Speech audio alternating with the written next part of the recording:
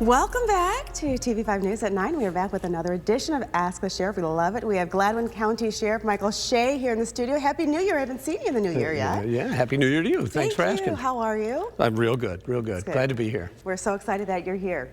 Today we are talking all about one of the many communities that you serve in Gladwin County, the Amish community. So, Sheriff, is there a large Amish population in Gladwin? Yeah, over the last 10 to 15 years, our Amish population has grown substantially, not only in Gladwin County, Clare County, Hillsdale, Oscoda. Wow. There's a fair amount of communities in Michigan where it's really growing. Yeah, so what are some of the cultural differences that you've noticed? One of the probably most evident one is the horse-drawn buggies that you see on the roadway, and we get a lot of that traffic. But probably right behind that is the old, probably 100-year-old farming and agricultural practices that they have every day.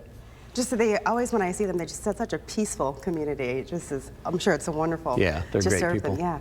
So do you see a fair amount of tourism because of the Amish community? Absolutely. During the summer months, because of some of their, how do you want to say, old school canning practices and quilting practices and those kind of things, particularly some of the woodworking skills. We get a lot of people coming to Gladwin for those particular things.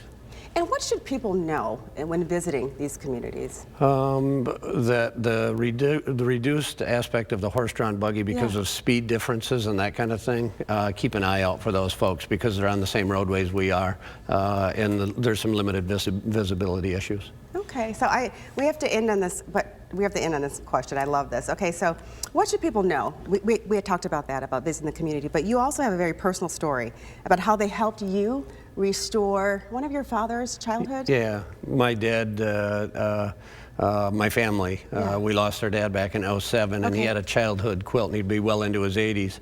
So he was about 2 when the quilt was given to him in the Amish community, particularly Irvin Bontrager, not to name names, but there it was.